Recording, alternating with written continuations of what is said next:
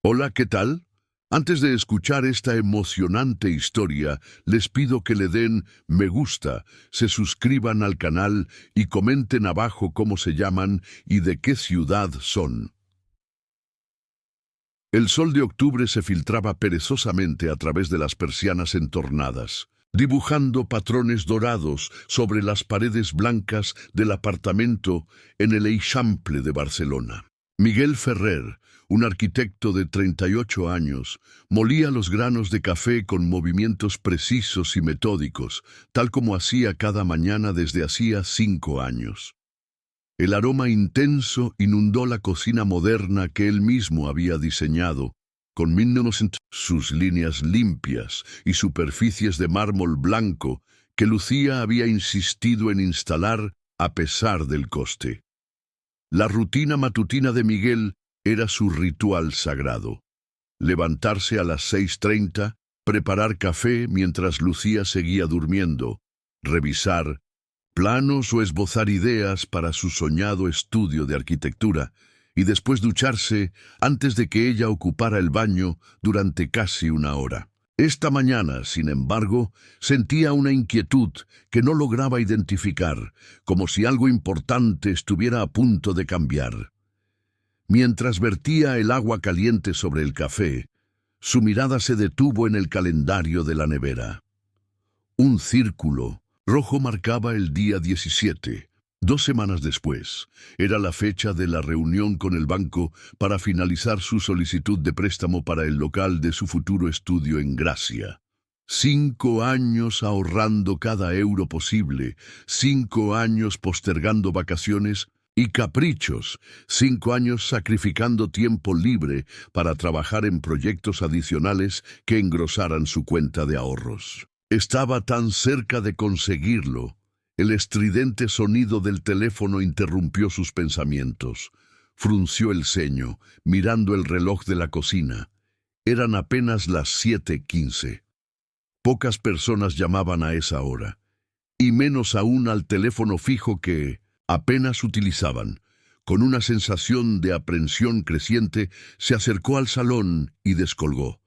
«¿Diga?», preguntó, con la taza de café aún en la mano. «Miguel, hijo».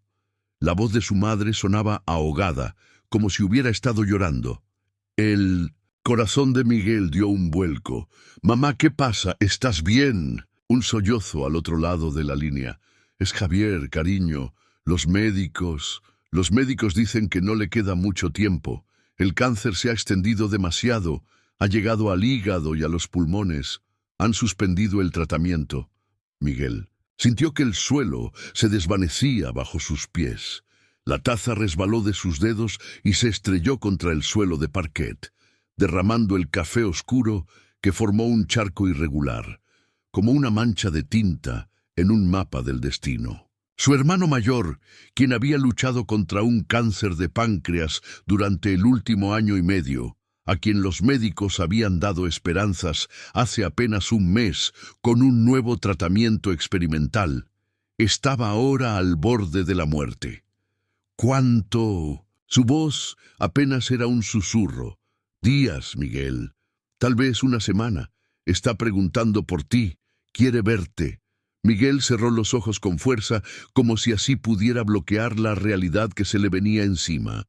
Javier, su hermano mayor por 3 años, su modelo a seguir, el que le había enseñado a montar en bicicleta, el que lo había defendido de los matones del colegio, el que le había prestado dinero para sus primeros materiales de arquitectura, cuando sus padres no podían permitírselo.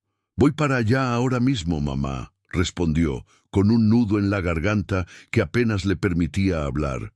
«Reservaré el primer vuelo a Valencia. ¿Está en el Hospital La Fe?». «Sí, planta quinta. Oncología. Tu padre está con él ahora. Yo voy a relevarle en unas horas. Llegaré lo antes posible. Te quiero, mamá». «Y yo a ti, hijo». Colgó el teléfono y se quedó paralizado durante unos segundos, mientras las lágrimas comenzaban a rodar por sus mejillas. Un ruido a sus espaldas lo sacó de su estado de shock. Lucía estaba en el umbral de la puerta del dormitorio, con su bata de seda color crema y el cabello oscuro revuelto por el sueño. —¿Qué ha pasado? ¿Por qué lloras? —preguntó, más curiosa que preocupada, mientras sus ojos se desviaban hacia el café derramado. —Vas a estropear el parquet, Miguel. Se secó las lágrimas con el dorso de la mano. —Javier está muy mal. Tengo que ir a Valencia hoy mismo. El rostro de Lucía cambió. No era simpatía lo que apareció, sino algo más cercano a la contrariedad. —¿Y qué pasa con la reunión con el banco? Estabas a punto de conseguir el préstamo para tu estudio. Llevamos semanas preparando la documentación. Miguel la miró incrédulo. En los 5 años de matrimonio había aprendido a lidiar con el pragmatismo, a veces excesivo, de Lucía, con su obsesión por la estabilidad financiera, nacida de una infancia de carencias, pero en este momento su falta de empatía le resultó desgarradora. —Esto es más importante, Lucía. Es mi hermano. Se está muriendo. Se dirigió al dormitorio y sacó la maleta del armario, comenzando a llenarla con ropa de manera desordenada. Sus manos temblaban mientras intentaba doblar una camisa que finalmente arrojó arrugada dentro de la maleta. Lucía lo siguió, cruzándose de brazos y apoyándose en el marco de la puerta. —Siempre es algo más importante —murmuró ella con un tono que oscilaba entre el reproche y la resignación. —¿Cuánto tiempo estarás fuera? —No lo sé. El tiempo que haga falta. ¿Y si pasan semanas? ¿Qué pasa con tu trabajo? ¿Con nuestros planes? Llevamos meses posponiendo todo por este estudio tuyo. Miguel se detuvo y la miró fijamente, sintiendo una repentina oleada de rabia mezclada con incredulidad. —Mi hermano se está muriendo. ¿Y tú estás pensando en planes? ¿En serio, Lucía? ¿Es eso lo que te preocupa ahora mismo? —No es eso, Miguel. Solo estoy siendo práctica. Alguien tiene que serlo. La discusión escaló rápidamente. Las tensiones acumuladas durante meses, sobre el dinero, sobre el tiempo que Miguel dedicaba a sus proyectos extra, sobre los deseos insatisfechos de Lucía de viajar más, de tener una vida más lujosa como la de sus amigas, emergieron como un torrente incontrolable. —Siempre ha sido así —espetó ella finalmente—. Tu familia siempre por delante de todo, de nuestros planes, de nuestro futuro. —Mi familia es mi futuro también, Lucía, y pensaba que formabas parte de ella. Un silencio denso llenó la habitación tras esas palabras. Miguel terminó de hacer la maleta mientras Lucía lo observaba con una expresión que no supo interpretar. Resentimiento, cálculo, tristeza.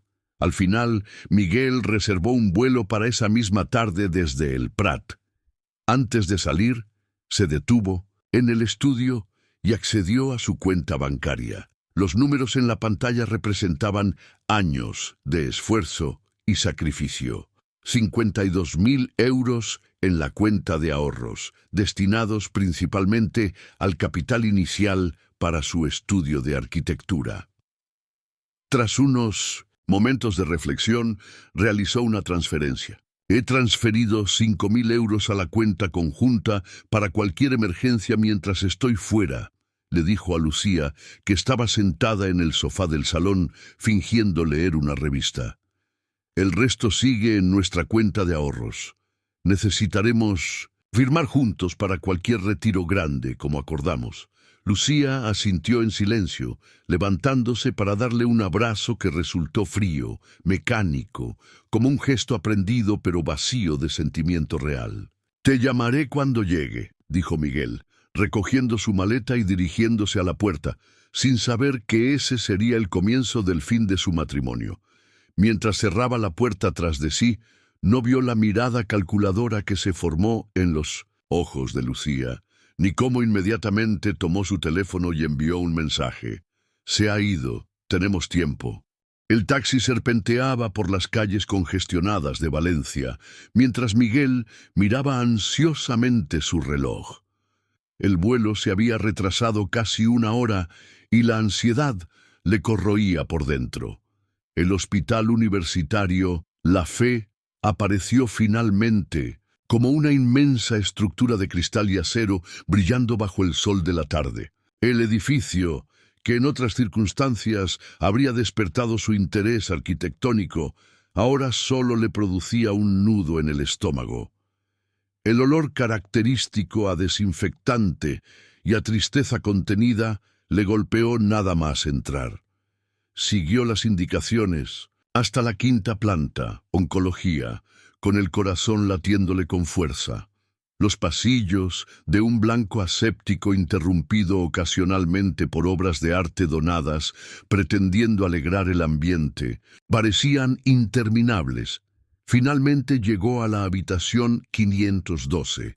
Respiró hondo antes de empujar suavemente la puerta. La escena que encontró quedó grabada en su memoria para siempre. Su madre, Carmen, una mujer de constitución fuerte que había criado a 2 hijos mientras trabajaba como maestra, ahora parecía haber envejecido 10 años. Estaba sentada junto a la cama, sosteniendo la mano de Javier, cantándole en voz baja una nana que les cantaba cuando eran niños. Y Miguel, tuvo que apoyarse en el marco de la puerta. Su hermano, antes robusto y lleno de vida, ingeniero, naval, con una risa que llenaba cualquier habitación, ahora era apenas una sombra de sí mismo.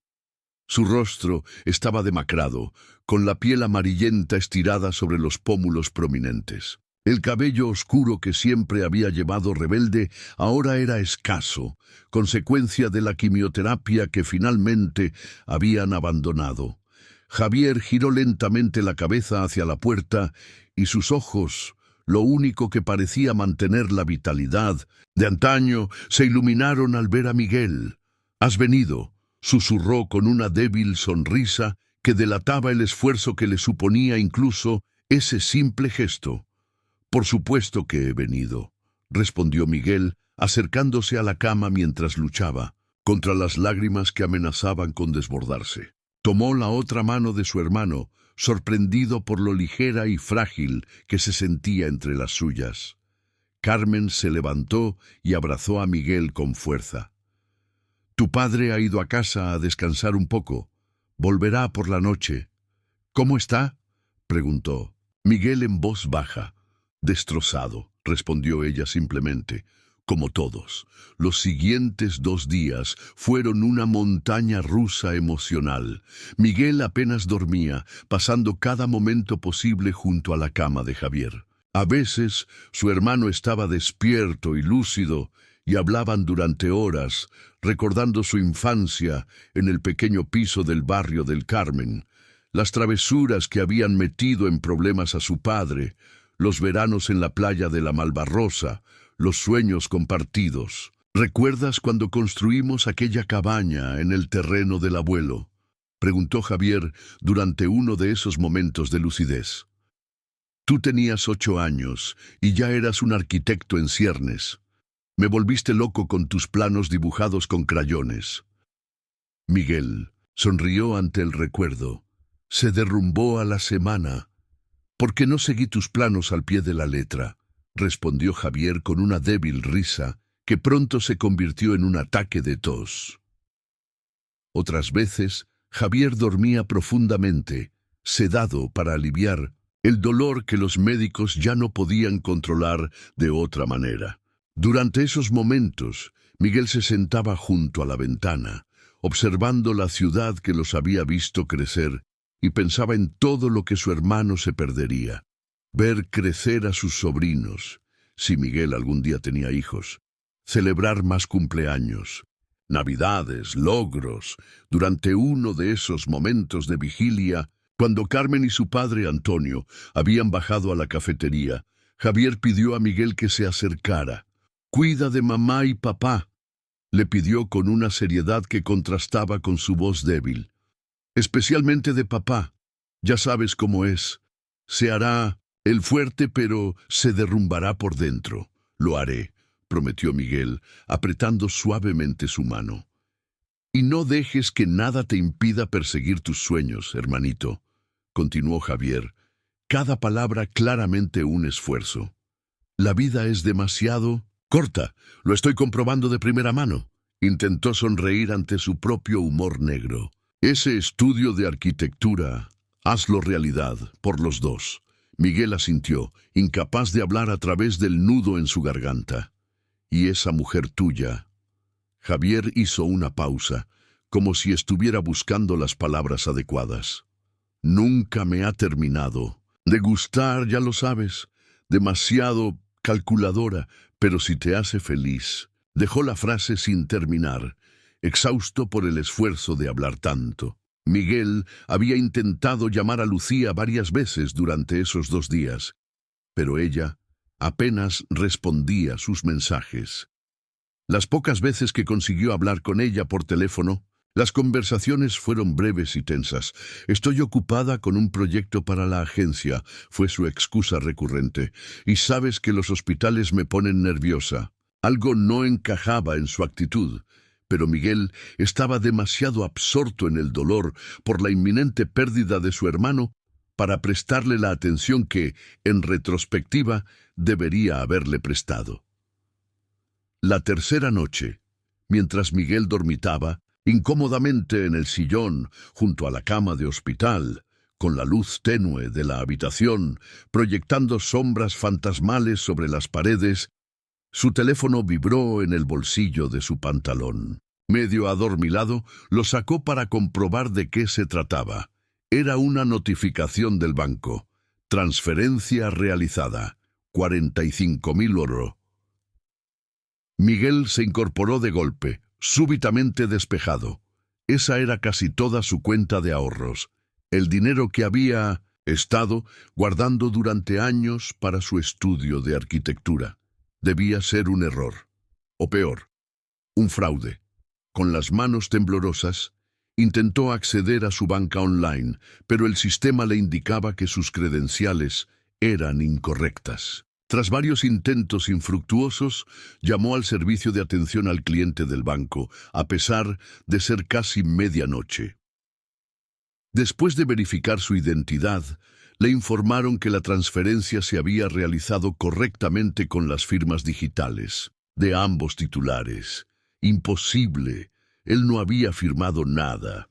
¿Puede decirme el destino de la transferencia?, preguntó con un hilo de voz, mientras una terrible sospecha comenzaba a formarse en su mente. Lo siento, señor Ferrer, pero esos datos solo pueden proporcionarse mediante una solicitud formal por escrito por protección de datos, respondió la operadora con tono mecánico.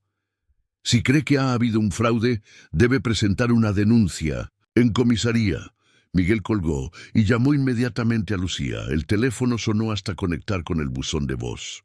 Probó de nuevo, con idéntico resultado. Envió mensajes desesperados que quedaban sin respuesta, con un único tic que indicaba que ni siquiera habían sido recibidos.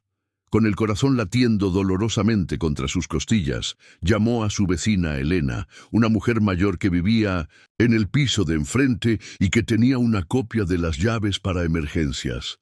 Elena, siento molestarte tan tarde. ¿Puedes pasar por el apartamento y ver si Lucía está bien? No consigo contactar con ella y estoy preocupado.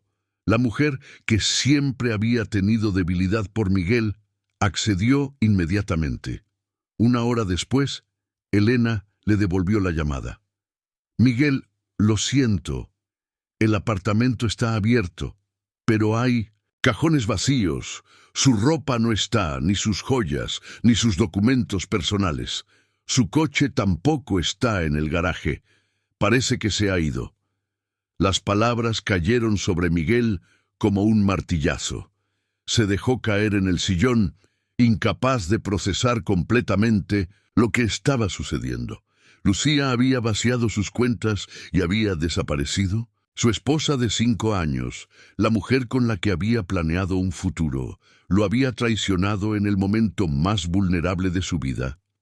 Miró a Javier, dormido gracias a la morfina, ajeno al nuevo dolor que acababa de golpear a su hermano menor. Miguel se cubrió el rostro con las manos y por primera vez desde que era un niño lloró sin contención. La sala de estar del pequeño apartamento que Antonio y Carmen Ferrer habían comprado después de jubilarse parecía demasiado luminosa para la oscuridad del momento. Los rayos de sol entraban por las ventanas que daban a un parque donde los niños jugaban, ajenos al drama que se desarrollaba a pocos metros. Javier había fallecido al amanecer del cuarto día, rodeado por su familia. El final había sido sorprendentemente pacífico. Un último suspiro, un ligero apretón en la mano de su madre y luego la quietud absoluta. El pitido continuo del monitor cardíaco había marcado el momento exacto en que Miguel había pasado de ser un hermano menor a ser hijo único. Las siguientes 48 horas habían transcurrido en una nebulosa de trámites funerarios, llamadas telefónicas, visitas de familiares y amigos y preparativos para el funeral. Miguel había actuado en modo automático, sosteniendo a sus padres cuando flaqueaban, recibiendo las condolencias con un gesto ensayado, coordinando todos los detalles prácticos, mientras su mente oscilaba entre el dolor por la pérdida de Javier y la incredulidad ante la traición de Lucía. Ahora, sentado en el sofá de sus padres con una taza de café que se enfriaba entre sus manos, Miguel miraba fijamente la pantalla de su teléfono. Acababa de recibir un correo electrónico de Lucía, el primer contacto desde su desaparición. Lo siento, Miguel. No podía seguir así, esperando eternamente a que tus sueños se cumplieran mientras los míos se desvanecían. 5 años de mi vida postergando todo por ese estudio que siempre estaba a punto de hacerse realidad. El dinero es tanto mío como tuyo. He contribuido a esos ahorros durante años con mi trabajo, horas extras que no me agradeciste, oportunidades que rechacé. Necesitaba un nuevo comienzo. No me busques. Algún día lo entenderás. La rabia y la incredulidad se mezclaban en su interior como sustancias volátiles. ¿Cómo había podido Lucía justificar sus acciones de esa manera? Sí, ella había trabajado y contribuido a sus finanzas conjuntas, pero la mayor parte de ese dinero venía de los trabajos adicionales que él había realizado durante años, sacrificando fines de semana y noches. Y sobre todo, ¿cómo había podido hacer algo así en el peor momento posible?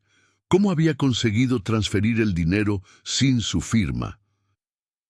Miguel, deberías comer algo, dijo Carmen, entrando en la sala con un plato de tortilla de patatas que dejó sobre la mesa auxiliar. Sus ojos, enrojecidos por el llanto de los últimos días, mostraban ahora preocupación por su hijo vivo. No tengo hambre, mamá, respondió automáticamente, aunque no recordaba cuándo había sido su última comida. Tienes que mantenerte fuerte, insistió ella, sentándose a su lado. Javier no querría verte así. Miguel esbozó una sonrisa triste. No había contado a sus padres toda la historia sobre Lucía, solo les había dicho que habían tenido una fuerte discusión y que ella se había marchado. No quería añadir más dolor al que ya estaban soportando. Lo sé, mamá. Comeré en un rato. El funeral se celebró al día siguiente en el cementerio municipal de Valencia. El día era incongruentemente hermoso, con un cielo azul sin nubes y una temperatura primaveral que parecía una burla al dolor de los presentes. Decenas de personas acudieron a despedir a Javier, compañeros del astillero donde había trabajado como ingeniero naval, amigos de la infancia, familiares llegados de diferentes partes de España.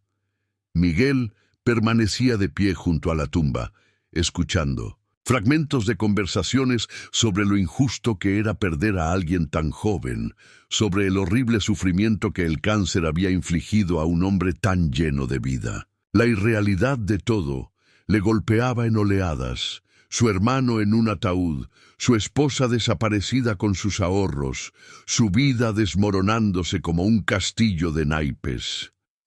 En medio de la ceremonia, mientras el sacerdote pronunciaba palabras de consuelo que sonaban huecas a sus oídos, su teléfono vibró discretamente.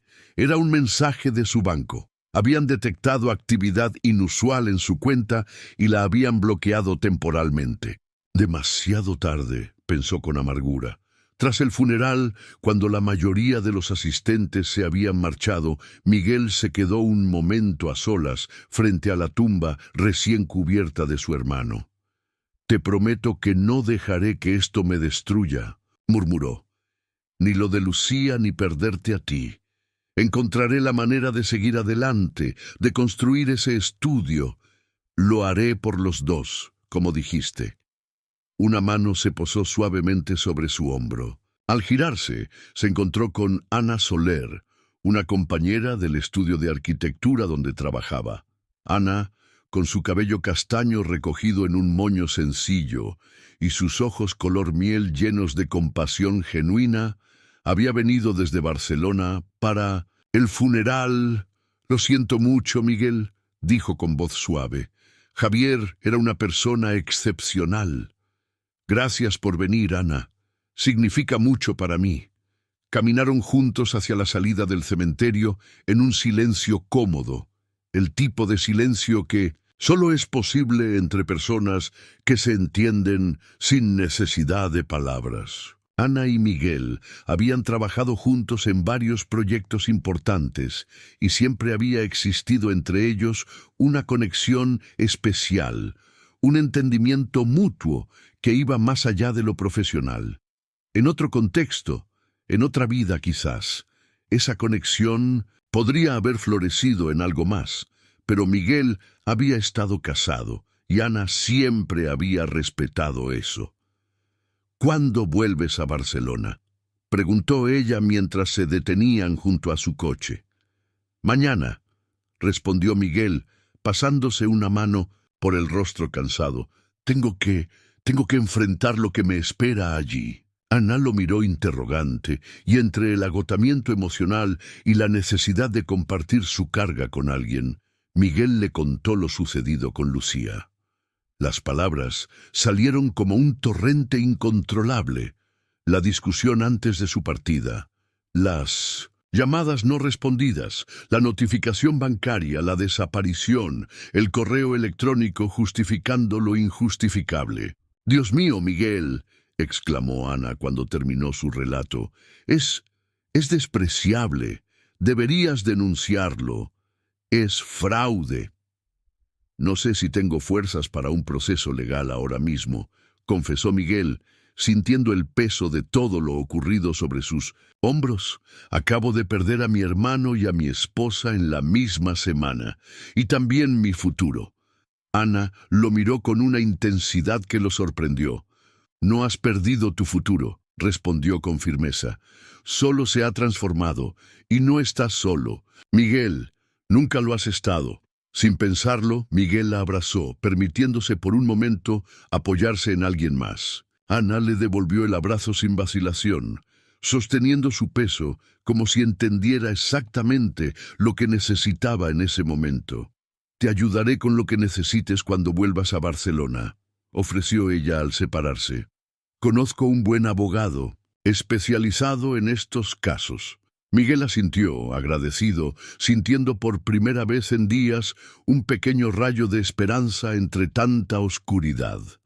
Al día siguiente, después de una dolorosa despedida de sus padres, a quienes prometió visitar, pronto Miguel tomó el AVE de regreso a Barcelona. El viaje de 3 horas le dio tiempo para reflexionar sobre los acontecimientos de la última semana y comenzar a procesar todo lo ocurrido. Para cuando el tren llegaba a la estación de Sants, había tomado una decisión. No se hundiría. Por Javier, por sus padres, por sí mismo, encontraría la manera de superar esta crisis.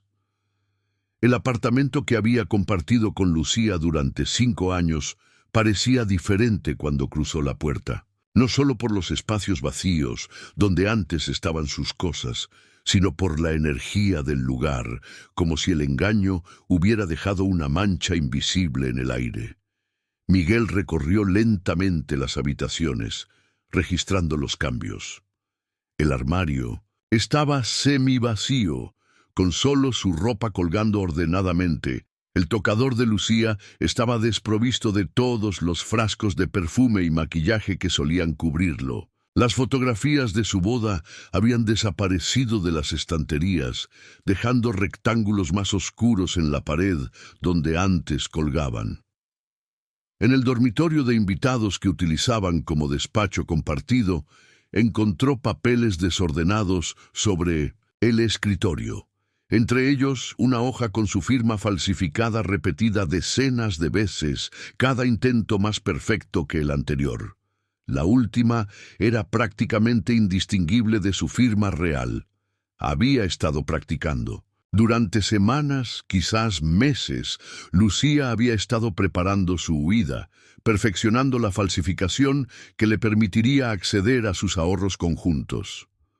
También encontró correspondencia con una agencia inmobiliaria en Málaga y recibos de compras recientes, maletas de lujo de Louis Vuitton, ropa de diseñador, un billete de avión a Milán a nombre de Lucía Mendoza, su apellido de soltera que había mantenido profesionalmente. Las piezas del rompecabezas iban encajando en un patrón que resultaba aún más doloroso por su premeditación. Miguel se derrumbó en el sofá, abrumado por la magnitud de la traición. No había sido un arrebato, un acto impulsivo nacido de la frustración. Había sido un plan calculado, ejecutado fríamente, aprovechando el momento en que él estaría más vulnerable y distraído. Su teléfono sonó, sacándolo de su espiral de pensamientos oscuros. Era Ana. Solo quería saber si habías llegado bien, dijo ella. ¿Y cómo estás? He llegado, respondió él, su voz delatando su estado emocional. Estoy procesándolo todo. Acabo de encontrar pruebas de que Lucía llevaba tiempo planeando esto. Miguel, lo siento mucho. La voz cálida de Ana fue como un bálsamo. ¿Quieres que pase por ahí? Podría traer algo de comida. Apuesto a que no has comido nada decente en días. La oferta era tentadora.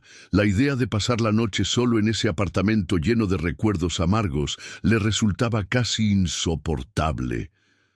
Te lo agradecería mucho, admitió finalmente, pero no quiero ser una molestia. No lo eres, nunca lo has sido.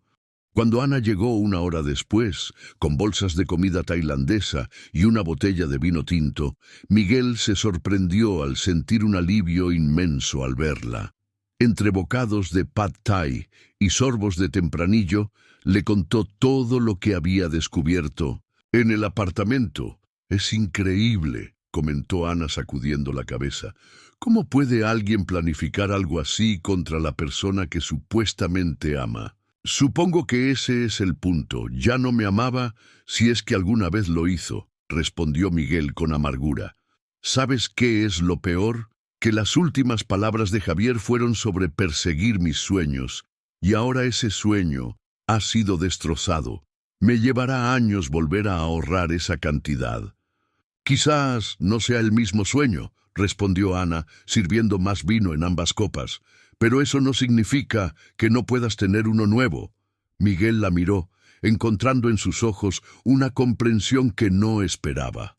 Por primera vez en días, sintió que no estaba completamente solo en esto. Mañana iré contigo a poner la denuncia, dijo Ana con determinación, y después hablaremos con mi amigo Carlos, el abogado que te mencioné.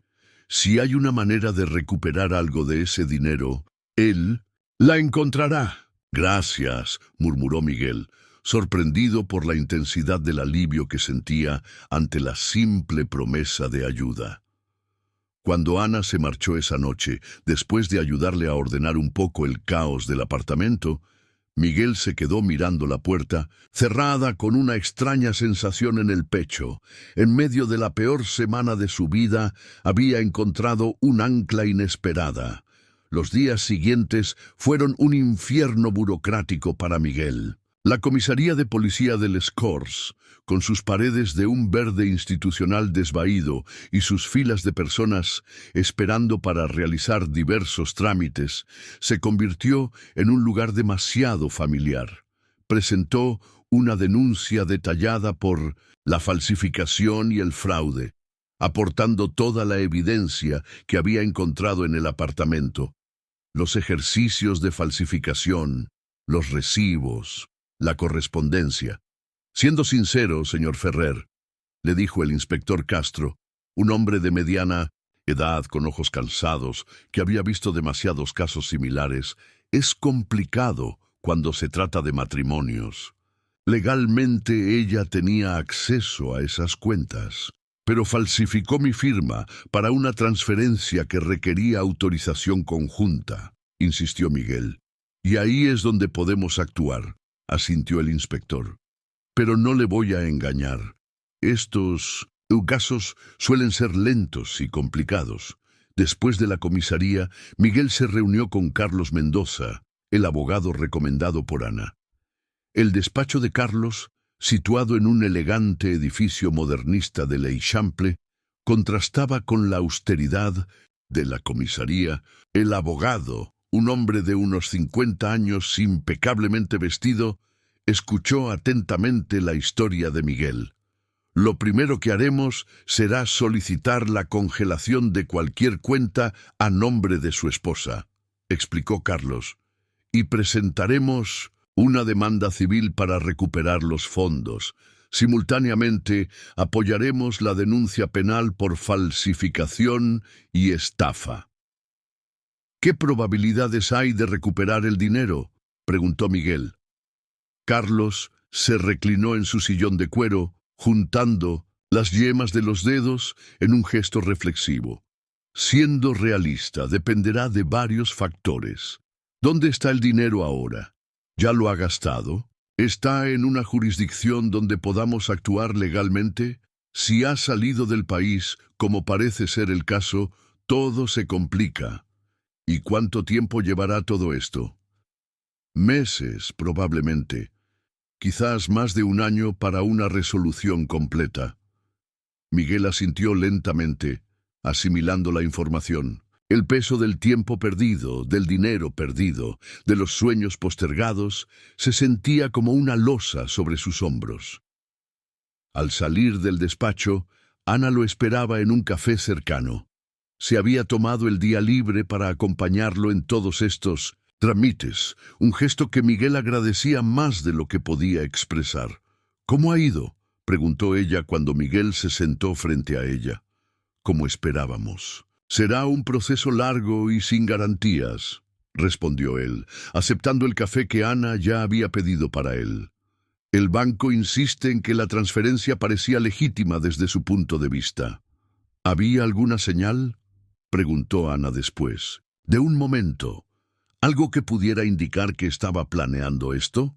Miguel reflexionó sobre la pregunta, recordando los meses anteriores con una nueva perspectiva. Las discusiones sobre dinero que se habían vuelto más frecuentes, la insistencia de Lucía en tener acceso a todas las cuentas por si ocurría una emergencia, su creciente frustración con lo que llamaba la eterna espera por el estudio de arquitectura. Supongo que sí, pero no quise verlas, admitió finalmente. Estaba tan centrado en mis planes, en trabajar duro para conseguir el estudio, que no presté atención a cómo se alejaba.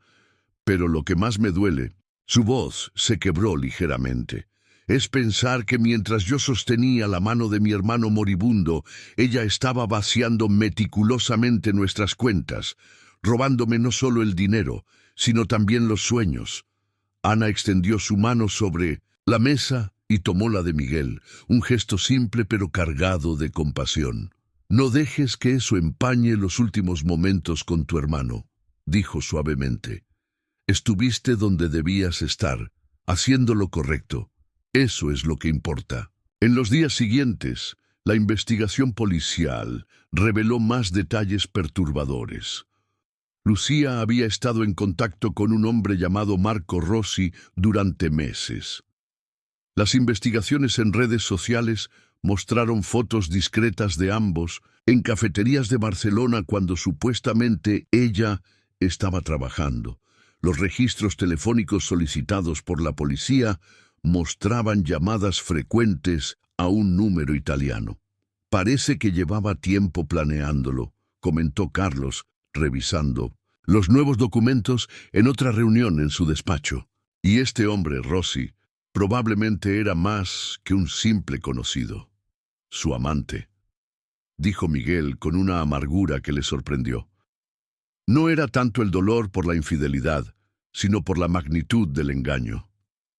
Probablemente esperaba el momento adecuado, continuó Carlos, cuando estuvieras vulnerable o lejos. Miguel sintió náuseas al pensar en cómo Lucía había utilizado la enfermedad terminal de su hermano como la oportunidad perfecta para ejecutar su plan. ¿Qué clase de persona hacía algo así?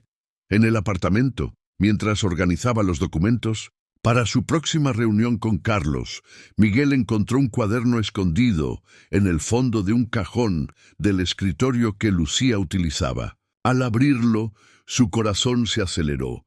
Página tras página de anotaciones detalladas sobre sus finanzas, contraseñas, rutinas, incluso apuntes sobre cuándo revisaba normalmente las cuentas bancarias. El vuelo a Valencia, miércoles 15 de octubre. Su hermano en fase terminal. Oportunidad perfecta. Transferencia programada para el jueves por la noche. Marco, confirmado en Milán para el viernes. La traición había sido calculada con precisión quirúrgica, cada detalle planeado con una frialdad que le resultaba incomprensible. ¿Cuánto tiempo había estado viviendo con una extraña, una persona capaz de tal calculada crueldad? Ana se convirtió en su apoyo fundamental durante esas semanas, ayudándole con los trámites legales, acompañándole a reuniones y ofreciéndole consuelo cuando las emociones lo sobrepasaban. A veces simplemente pasaban tiempo juntos en silencio, trabajando cada uno en sus proyectos en una cafetería o viendo una película sin prestar demasiada atención al argumento. Era una presencia constante y reconfortante en medio del caos. ¿Sabes qué es lo peor?, le dijo Miguel una noche, mientras cenaban en su apartamento, algo que se había convertido en una rutina casi semanal. Que las últimas palabras de Javier fueron sobre perseguir mis sueños, y ahora ese sueño ha sido destrozado. Ana lo miró pensativamente mientras servía más vino en sus copas. Quizás no sea el mismo sueño, respondió después de un momento, pero eso no significa que no puedas tener uno nuevo. A veces los mejores proyectos nacen de las cenizas de los anteriores. Sus palabras resonaron en Miguel con una fuerza inesperada. ¿Y si tenía razón? ¿Y si en lugar de intentar recrear exactamente el mismo plan, buscaba un nuevo enfoque, algo diferente pero igualmente significativo? Esa noche, por primera vez en semanas, Miguel sacó sus cuadernos de bocetos y comenzó a dibujar, dejando que las ideas fluyeran libremente. No eran los planos meticulosos para el gran estudio que había soñado, sino conceptos más pequeños, más íntimos, pero con un potencial que comenzaba a entusiasmarle. 3 meses después del funeral de Javier, la vida de Miguel había cambiado por completo. El invierno había dado paso a una primavera tímida que comenzaba a hacer brotar las flores en los parques de Barcelona. Miguel caminaba por el barrio del Born, una zona que siempre le había fascinado por su mezcla de arquitectura medieval y vida contemporánea vibrante. Se detuvo frente a un pequeño local con escaparates amplios, pero cubiertos de papel, en la planta baja de un edificio del siglo XVIII cuidadosamente restaurado. Sacó una llave del bolsillo y abrió la puerta, entrando en lo que pronto sería su estudio de arquitectura. No era el espacioso local en Gracia que había soñado durante años, sino un espacio mucho más modesto, pero con un encanto indudable y sobre todo con posibilidades. Es pequeño, pero es un comienzo, había dicho semanas atrás, cuando él y Ana habían encontrado el lugar, después de visitar decenas de locales por toda la ciudad. El proceso legal contra Lucía seguía su curso lento pero constante. El detective privado contratado por Carlos había localizado a Lucía en Milán, viviendo en un elegante apartamento cerca del Duomo con Marco Rossi, quien resultó ser un diseñador de moda italiano con quien aparentemente había mantenido una relación durante al menos un año. Habían gastado una parte considerable del dinero en un estilo de vida lujoso, ropa de diseñador, cenas en restaurantes exclusivos, incluso un Maserati que Rossi había adquirido sorprendentemente poco después de la llegada de Lucía. La buena noticia era que la justicia italiana había congelado lo que quedaba en sus cuentas tras la orden judicial española. No era todo el dinero, ni mucho menos, pero era algo. Carlos estimaba que podrían recuperar entre 15.000 y 20.000 euros, aproximadamente un tercio de lo robado. No es lo ideal, había admitido el abogado, pero considerando las circunstancias, es mejor de lo que esperábamos inicialmente. Miguel había tenido que ajustar sus planes drásticamente. El préstamo bancario que había estado a punto de conseguir ya no era viable con la cantidad reducida de capital inicial que podía aportar ahora. Pero en lugar de abandonar completamente su sueño, había optado por redimensionarlo. El pequeño local en el Born era significativamente más económico que el que había contemplado originalmente. Ana le había ayudado a negociar un contrato de alquiler con opción a compra favorable, argumentando que su proyecto de renovación aumentaría el valor del inmueble. El presupuesto para la reforma era mínimo, lo que significaba que gran parte del trabajo lo harían ellos mismos, y así había sido. Durante las últimas semanas, Miguel y Ana, junto con algunos amigos y colegas del estudio, donde ambos seguían trabajando, habían dedicado noches y fines de semana a transformar el espacio. Habían derribado un tabique para crear una zona diáfana más luminosa, lijado y tratado el suelo de madera original, y pintado las paredes de un blanco impoluto que servía como lienzo perfecto para la luz que entraba por los grandes ventanales. Miguel observaba ahora el resultado de ese esfuerzo colectivo con una mezcla de orgullo y nerviosismo. Aún quedaba trabajo por hacer, pero ya podía visualizar cómo sería el estudio terminado. Un espacio acogedor, pero profesional, con una zona de 1.200 en recepción, un área de trabajo compartido y una pequeña sala de reuniones al fondo. El sonido de la puerta abriéndose interrumpió sus pensamientos. Era Ana, cargada con 2 cafés y una bolsa de papel que probablemente contenía los croissants de la panadería de la esquina que ambos adoraban. «Buenos días», saludó ella con una sonrisa. «Pensé que estarías aquí temprano. No podía dormir», admitió Miguel, aceptando agradecido el café. «Demasiadas ideas dando vueltas en mi cabeza». «¿Ideas buenas o preocupaciones?», preguntó Ana, conociendo ya sus patrones de pensamiento. «Un poco de ambas», respondió con una sonrisa. «Pero mayormente buenas». Se sentaron en 2 sillas plegables junto a la mesa improvisada que habían instalado temporalmente, disfrutando del desayuno mientras la luz matinal inundaba gradualmente el espacio.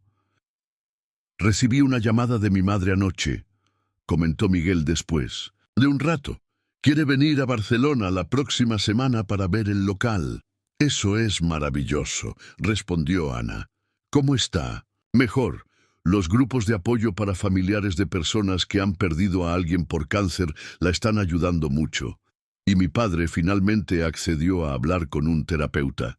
Dice que fue Javier quien insistió en ello antes de...». Su voz se apagó por un momento. «De todas formas, parece que ambos están encontrando su camino». «Me alegro», dijo Ana suavemente. «Y tú también lo estás haciendo, Miguel». Él asintió, reconociendo la verdad en sus palabras. Los primeros meses después de la doble pérdida, su hermano y su matrimonio, habían sido brutalmente difíciles. Había días en que apenas podía levantarse de la cama, abrumado por la pena y la rabia. Pero gradualmente, con ayuda profesional y el apoyo incondicional de Ana y otros amigos, había comenzado a reconstruir su vida. Recibí una llamada de mi madre una tarde lluviosa de febrero, continuó Miguel, recordando un momento crucial en 1900 en su proceso de recuperación. Había estado ordenando las cosas de Javier y encontró algo que quería que viera. Ese fin de semana, Miguel había viajado a Valencia. Su madre le había entregado una caja con cuadernos y objetos personales de su hermano. Escribía mucho durante su enfermedad, le había dicho Carmen. Hay algunas páginas dirigidas a ti específicamente. Esa noche, solo en la habitación que había sido suya durante su infancia y adolescencia, Miguel había leído las reflexiones de Javier sobre la vida, la muerte y los sueños. Entre ellas, había encontrado un sobre con su nombre escrito con la letra temblorosa de los últimos días de su hermano. Dentro había un cheque por 20.000 euros y una nota. Hermanito, si estás leyendo esto, significa que ya no estoy. Este dinero es para tu estudio. Lo he estado guardando para dártelo en tu 40 cumpleaños, pero parece que no llegaré a esa fecha. Siempre creí en tu talento y sé que harás algo hermoso con él. La vida nos da segundas oportunidades, de formas inesperadas. No dejes que nada ni nadie te robe tu pasión. Te quiere, Javier. Miguel había llorado como no lo había hecho desde el funeral. Era como si su hermano hubiera previsto que necesitaría no solo el dinero, sino también ese mensaje de esperanza precisamente en ese momento. Ese dinero fue lo que realmente hizo posible todo esto, dijo ahora a Ana, señalando el espacio a su alrededor. Sin él, habría tenido que esperar años. Creo que no fue solo el dinero, respondió Ana. Fue el mensaje. Te dio permiso para seguir adelante, para no rendirte. Miguel sonrió, reconociendo la verdad en sus palabras. El cheque de Javier, sumado a lo que eventualmente recuperaría de las cuentas congeladas de Lucía, le había proporcionado el capital necesario para este proyecto más modesto. Pero más importante aún, había sido el impulso emocional, la sensación de que su hermano seguía apoyándole incluso después de su muerte. De vuelta en Barcelona, Miguel había depositado el cheque y acelerado los preparativos para la apertura del estudio. Ana, que siempre había compartido su pasión por la arquitectura sostenible, había estado desarrollando ideas para proyectos que podrían diferenciarlos en un mercado saturado. Creo que podríamos especializarnos en renovaciones ecológicas para edificios históricos, había sugerido ella una noche, mientras compartían una botella de vino después de un largo día de trabajo. Hay mucha demanda y poca oferta especializada, especialmente aquí en Barcelona con tantos edificios protegidos. La idea había resonado con Miguel a un nivel profundo. Transformar lo viejo en algo nuevo y mejor, dar segundas vidas a espacios olvidados, preservando su esencia, pero adaptándolos a las necesidades contemporáneas. Era perfectamente simbólico de lo que él mismo estaba experimentando. Ahora, mientras terminaban su desayuno improvisado, Miguel desplegó sobre la mesa los últimos planos que había estado diseñando. He estado pensando en la propuesta para el antiguo almacén textil en Poblenou, dijo, señalando los dibujos. Creo que podríamos presentar algo realmente innovador, convirtiendo ese espacio industrial en viviendas ecoeficientes sin perder el carácter original del edificio. Ana se inclinó sobre los planos, estudiándolos con atención profesional. Su proximidad hizo que Miguel fuera intensamente consciente de ella. El ligero aroma a cítricos de su perfume, un mechón de cabello castaño que se había escapado de su coleta, la concentración absoluta en sus ojos mientras analizaba los detalles técnicos. Su relación había evolucionado de forma natural durante estos meses. Lo que había comenzado como una amistad y apoyo profesional se había ido transformando gradualmente en algo más profundo. No habían puesto nombre a ello todavía, ambos conscientes de que Miguel aún estaba procesando el fin de su matrimonio y todo lo que ello implicaba. Pero la conexión entre ellos era innegable. «Me encanta la solución para el patio central», comentó Ana, señalando una sección del plano. «Maximiza la luz natural y crea un espacio comunitario verde que faltaba en el proyecto original». «Fue idea tuya», le recordó Miguel con una sonrisa. «Yo solo la desarrollé». «Somos un buen equipo», respondió ella devolviéndole la sonrisa. «Lo somos», confirmó él, sosteniendo su mirada un momento más de lo necesario. Pasaron el resto de la mañana ultimando los preparativos para la no inauguración oficial del estudio, como la habían bautizado en broma.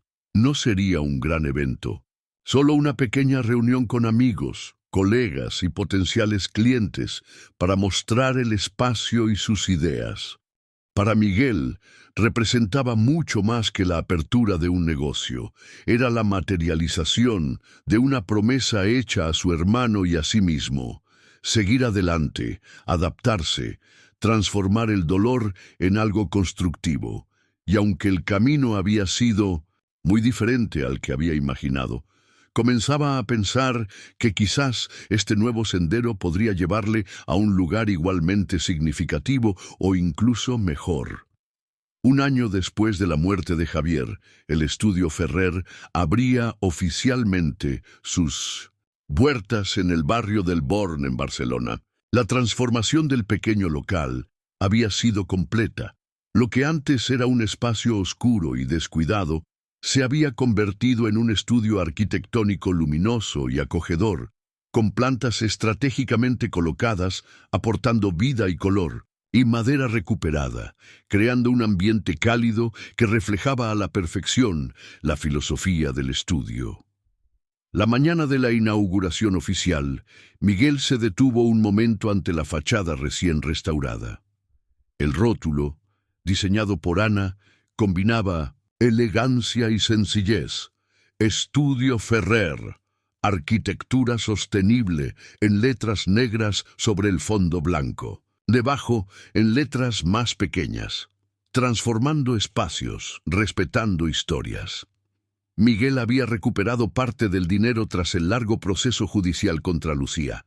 Aproximadamente 18.000 euros, menos de la mitad de lo robado, pero una cantidad que, sumada al legado de Javier, había sido suficiente para hacer realidad esta versión redimensionada de su sueño. Lucía había sido condenada en ausencia, ya que seguía en Italia evitando la extradición con maniobras legales que su abogado italiano, presumiblemente pagado con el dinero robado, ejecutaba hábilmente. Pero eso ya no le quitaba el sueño. «¿A Miguel, nervioso?», preguntó Ana, apareciendo a su lado. Llevaba un vestido azul oscuro sencillo pero elegante y su cabello castaño caía suelto sobre sus hombros. «Un poco», admitió él, ajustándose la corbata. «Pero es un buen tipo de nerviosismo». Ana tomó su mano y la apretó suavemente. «Todo va a salir bien. El lugar es espectacular. Los proyectos que vamos a presentar son sólidos y nuestros invitados están genuinamente interesados». Miguel asintió, agradeciéndole silenciosamente su presencia constante, su apoyo inquebrantable durante el año más difícil de su vida. La relación entre ellos había evolucionado gradualmente, desde la amistad y el compañerismo profesional hasta un vínculo más profundo que finalmente, 3 meses atrás, se había transformado oficialmente en una relación sentimental. Habían sido cautelosos, dando tiempo a Miguel para procesar completamente el fin de su matrimonio, pero los sentimientos que habían estado creciendo entre ellos resultaron imposibles de ignorar. «¿Quieres conocer un secreto?», preguntó Ana, con una sonrisa traviesa. «Siempre», respondió Miguel intrigado. «Llevo enamorada de ti desde hace años», confesó ella, «incluso antes de toda esta locura. pero nunca habría hecho nada al respecto mientras estuvieras casado. ¿En serio? ¿Por qué nunca dijiste nada? Porque respeto demasiado los compromisos y porque honestamente no estaba segura de que sintieras lo mismo.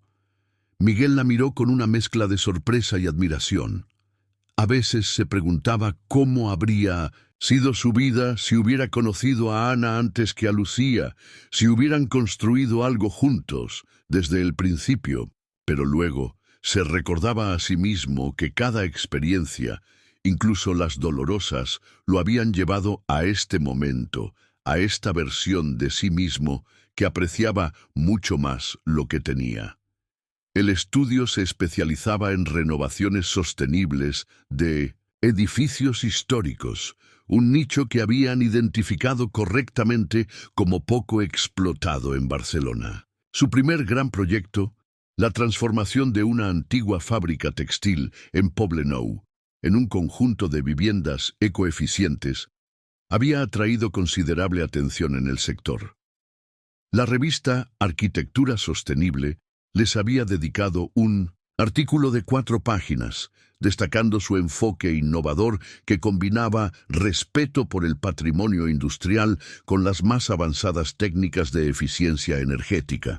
A las 6 en punto, los primeros invitados comenzaron a llegar. El pequeño estudio pronto se llenó de conversaciones animadas, brindis con cava catalán y expresiones de admiración por el espacio y los proyectos expuestos en las paredes. Entre los invitados había colegas arquitectos, potenciales clientes, amigos, y para especial alegría de Miguel, sus padres, que habían viajado desde Valencia para la ocasión. Carmen y Antonio Ferrer se movían por el estudio con evidente orgullo.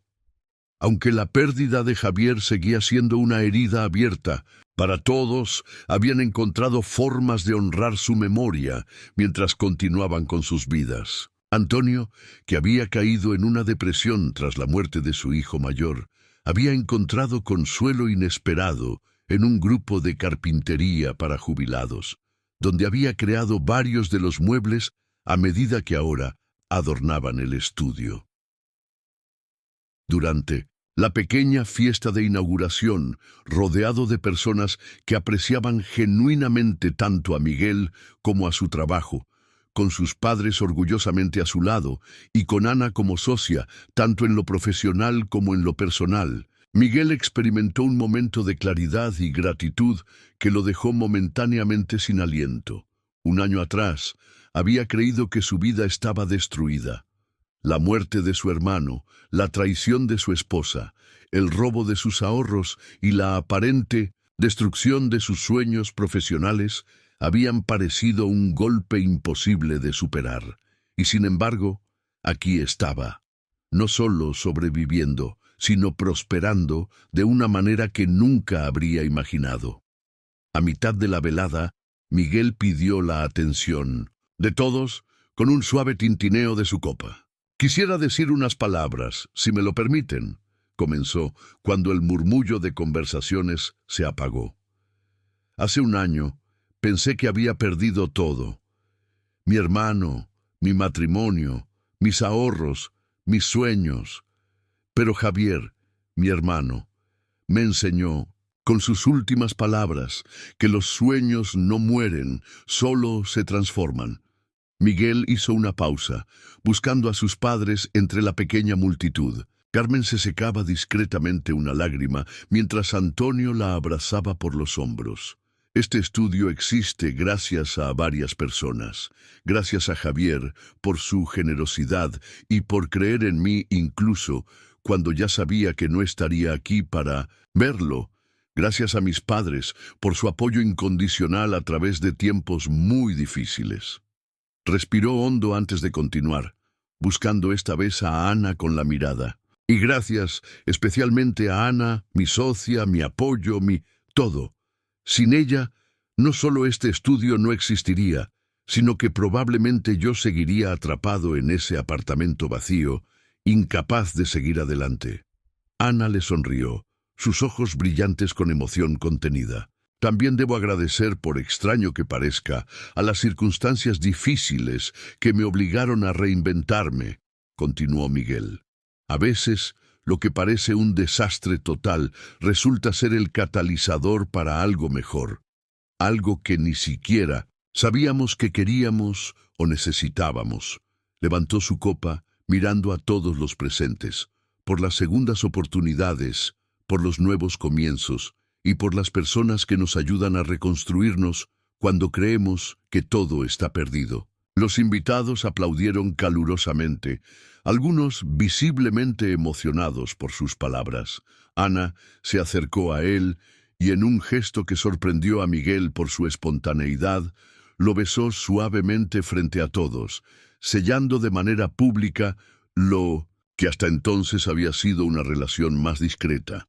La celebración continuó hasta bien entrada la noche. Cuando los últimos invitados se marcharon, solo quedaban Miguel, Ana y sus padres.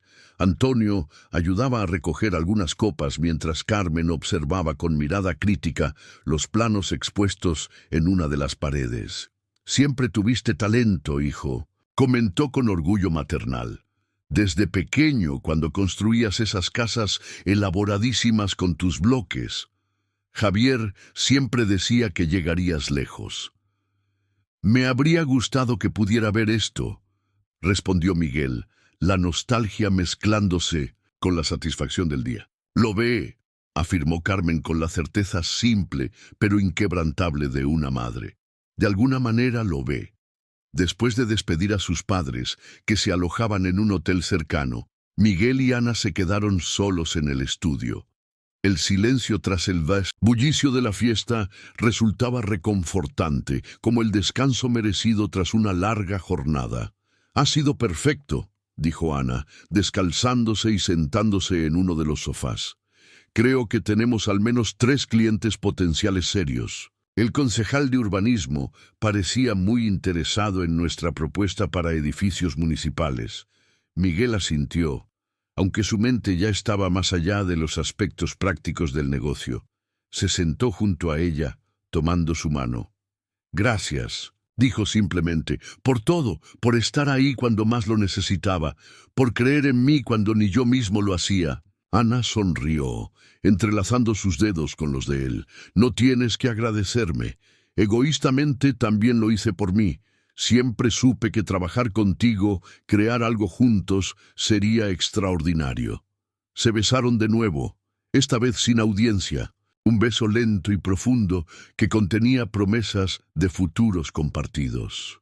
Esa noche, mientras cerraban el estudio, el teléfono de Miguel vibró con la notificación de un mensaje. Lo ignoró inicialmente, demasiado absorto en el momento con Ana, pero más tarde, ya solo en el baño de su apartamento, recordó comprobarlo. Era un mensaje de texto de un número desconocido con prefijo italiano. «Felicidades por el estudio. Vi el artículo en la revista de arquitectura. Siempre supe que lo lograrías de alguna manera. Lo siento por todo. L». Miguel contempló el mensaje durante un largo minuto, una mezcla de emociones contradictorias arremolinándose en su interior. No había odio. Se sorprendió al constatarlo, solo una extraña mezcla de indiferencia y cierta lástima. Lucía, con todo su cálculo y frialdad, nunca experimentaría la satisfacción de crear algo genuino, de construir relaciones basadas en la confianza y el respeto mutuo. Su vida, por muy lujosa que fuera superficialmente, le parecía ahora terriblemente vacía. Después de un momento de reflexión, borró el mensaje sin responder. Algunas heridas nunca sanan completamente, pero ya no definían su vida. Lucía era parte de un pasado que había dejado atrás, un capítulo cerrado en un libro que continuaba escribiéndose con palabras mucho más luminosas. La mañana siguiente amaneció inusualmente clara para Barcelona en esa época del año. Miguel se despertó con la calidez del cuerpo de Ana junto al suyo, su respiración acompasada, indicando que seguía dormida. Con cuidado de no despertarla, se levantó y preparó café, una rutina que había mantenido a lo largo de los años, pero que ahora tenía un significado diferente. Se sentó en la pequeña terraza de su nuevo apartamento, mucho más modesto que el que había compartido con Lucía, pero infinitamente más acogedor. Desde allí podía ver un fragmento del mar entre los edificios, un recordatorio constante de la inmensidad de posibilidades que la vida ofrecía.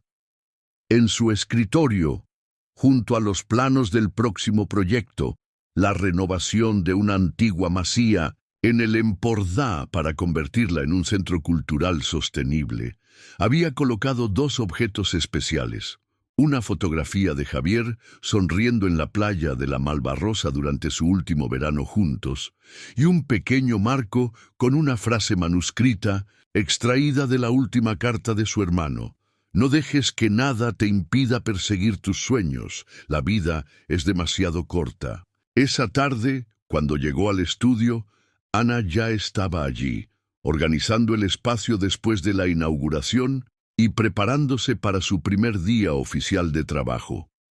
Miguel se detuvo un momento en la puerta, observándola sin que ella lo notara, concentrada, eficiente, con esa energía tranquila pero inagotable que la caracterizaba. Sintió una oleada de gratitud y afecto tan intensa que casi lo dejó sin aliento. «Buenos días», dijo finalmente, anunciando su presencia. «¿Lista para nuestro primer día oficial?» Ana levantó la mirada y sonrió, esa sonrisa que había llegado a significar hogar para él. «Más que lista, tenemos mucho trabajo por delante». Miguel colgó su chaqueta y se unió a ella en la mesa de trabajo. Fuera, Barcelona despertaba a 1902, un nuevo día, con sus calles antiguas y sus edificios centenarios, contando historias de renacimiento y adaptación a través de los siglos. Dentro, dos arquitectos comenzaban su propia historia de transformación y renovación, construyendo no solo espacios para otros, sino también un futuro compartido sobre cimientos mucho más sólidos que los que habían dejado atrás. Cuando Miguel encendió su ordenador y abrió el archivo del proyecto en el que estaban trabajando, lo hizo con la certeza tranquila de quien ha aprendido que a veces es necesario perder un sueño para encontrar uno mejor, y que incluso las traiciones más dolorosas pueden, con tiempo y perspectiva, convertirse en desvíos necesarios hacia un destino más auténtico. «¿Por dónde empezamos?», preguntó Ana, acercando su silla a la de él, lista para sumergirse en el trabajo que ambos amaban. Miguel sonrió, sintiéndose verdaderamente en paz por primera vez en mucho tiempo. «Por el principio», respondió simplemente, «y esta vez lo haremos bien».